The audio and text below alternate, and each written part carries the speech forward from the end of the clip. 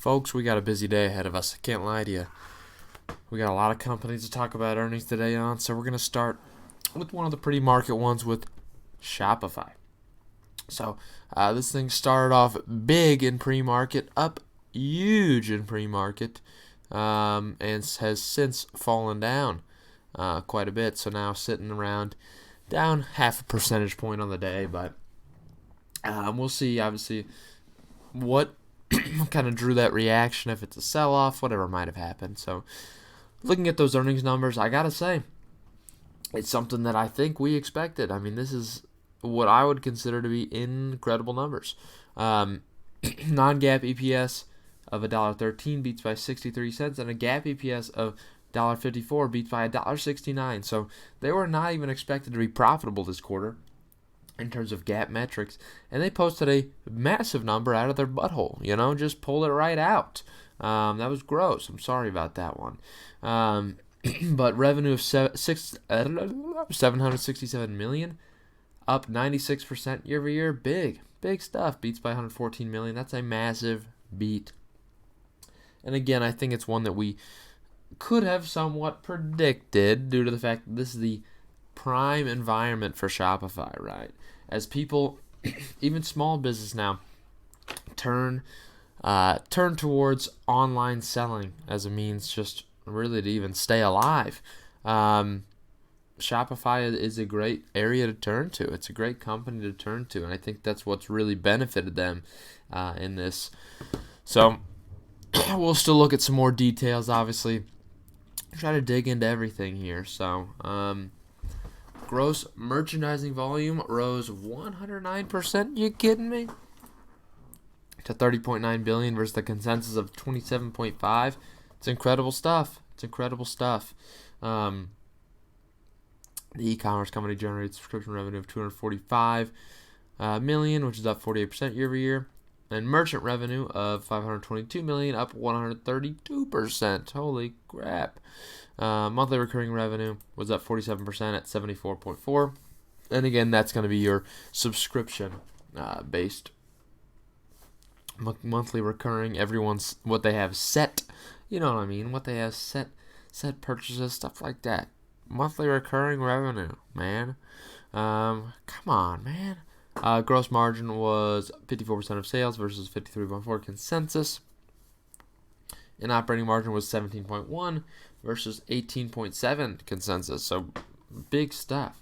As far as their outlook here from their CEO, Shopify remains uniquely positioned to level the playing field for entrepreneurs during this period of rapid change in retail landscape.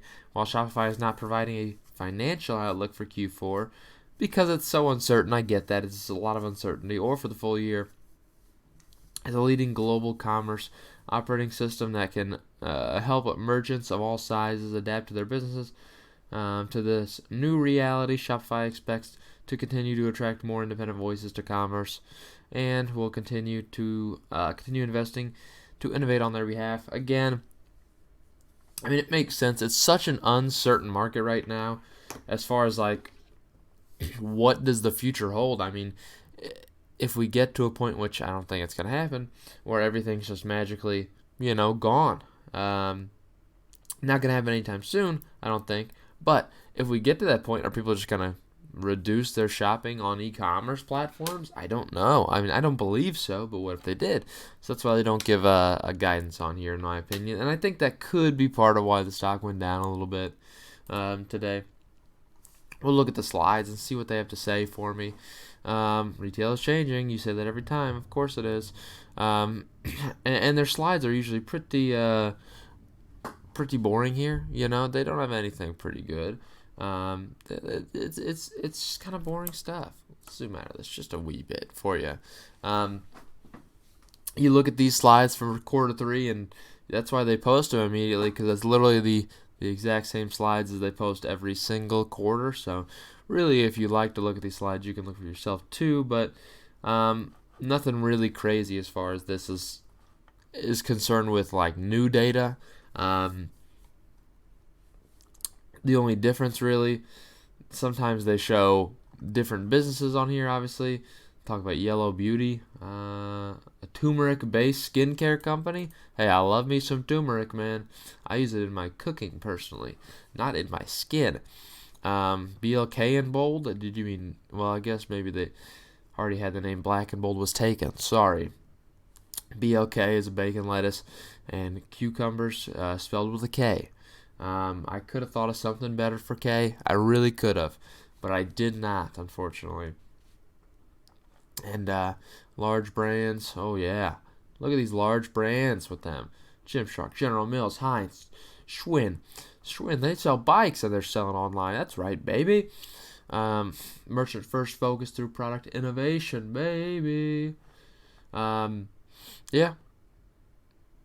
I mean, this is a new slide, so I respect them for that.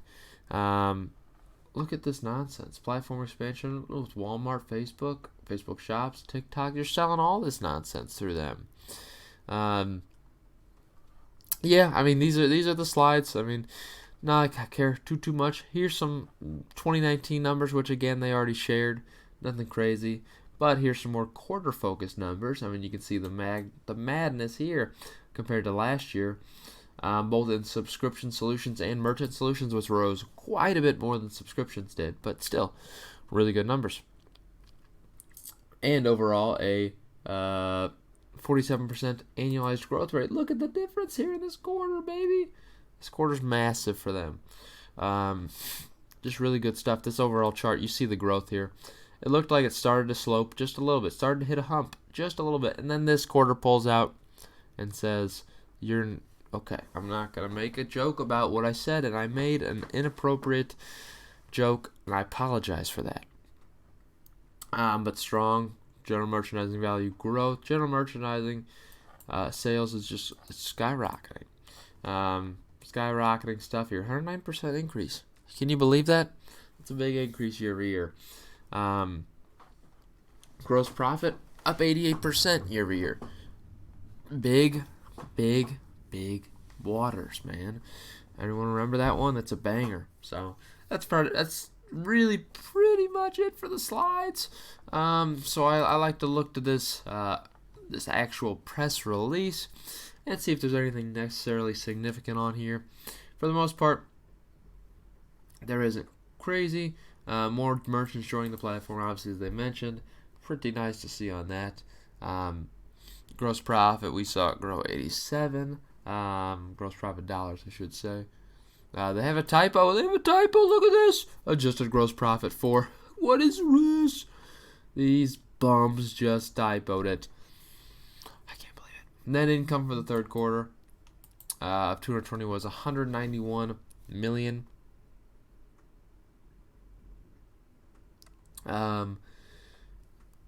Nice on a net income line. I mean, that's pretty good. That's compared to a net loss of $72 million of a year ago. Holy crap!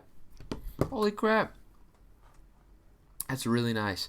Yeah, that's really cool. Shopify in quarter 3 began rolling out to a select number of merchants early access to the Shop Pay installments, a buy now pay later product that lets merchants offer their customers more payment choices. And I don't like that necessarily. I do if you're a big business. If you're a small business, I don't like this offering because I don't think it really benefits you. If you're a small business, you really need that money when you need it. You don't want to set up for a payment for later. You want to really sell the merchandise and get the money right away. But for big businesses like their partnership with Walmart, I mean, come on now. It makes sense so that can offer that so that way people can really see a little bit better of a benefit there.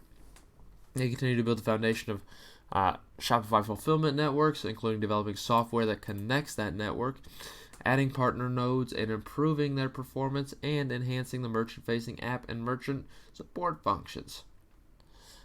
Pretty nice. Six River Systems held its second annual user conference, Flow 2020. That's pretty funny, you know what I mean? Because the river, Six River. Fully interactive online event with several enhancements to its wall-to-wall fulfillment solutions were announced. Pretty cool, including the bridge. I mean, this is just, it's all about water. Isn't that just super funny, guys? I respect a pun, though. I do. I respect it. It's a little corny though, guys. Just saying. It's very themed. Fine. Shopify launched Spotify payments or Shopify. Ooh, that's my bad. Shopify payments in Belgium. Pretty cool. 51% of eligible merchants in the U.S. and Canada utilized Shopify shipping in the third quarter. There's 45% in 2019's quarter. Pretty big. Yeah, big stuff there. And then I finally will look at. Hey, don't you dare try to flash at me. Yeah, bring this up, baby. I can't highlight it any. Oh, you son of a gun. You're a dirty dog, Shopify. So you're just going to have to read through this with me, okay? Trust me. Total current assets right now, they give me a 9 months comparison. Appreciate that. It's a big difference here. 6.6 billion versus 2.7 billion. Big difference. Total assets in general, 7.4 billion versus 3.4. Big difference. I mean, come on now. We're talking about a $4 billion difference. I mean, $4 billion is quite a bit of money. How about those liabilities? What do they look like? Whoa. Total current liabilities of 370 million versus 316 million. Didn't increase nearly as much. And total liabilities in general of 915 versus 157 million. Didn't increase nearly as much as the $4 billion in assets. I mean, look at this balance sheet growth. Total shareholder equity. I think I might need to get out of that because I don't know if you can see it. Total shareholder equity here of $6.1 billion versus $3 billion of 9 months ago. That is a balance sheet that's growing. I didn't mean to get angry at you. It kind of just, got me excited. I like a good balance sheet. I really do. So just looking at the stock in general, you talk about for a purchase standpoint again, first you bring up naturally the fact that the stock is up 150% year to date. Pretty incredible. But off an annualized revenue, somewhere, let's give it a general vicinity. I think this year they'll probably be posting closer to 2.5 billion. Could be more than 2.5 billion. I think it's gonna be closer to 2.5 billion for the full year. And they're trading at a market cap of 121, 122 billion. I think it's up to you to determine if you think that's even worth it. For that massive of a valuation, is it worth it for this? Does the company deserve it? I think with the very big growth potential, I could justify it. I just don't necessarily enjoy it personally. So now when I'm buying, and I think I've missed out on the train. I really do. So I'm not too upset about that because I think I can pick up some other buys. But yeah, good stuff for Shopify. Good future ahead of it still too. So I'm not gonna say it's not a long-term play because it definitely could be. Anyways, it's a Canadian company. Get out of here.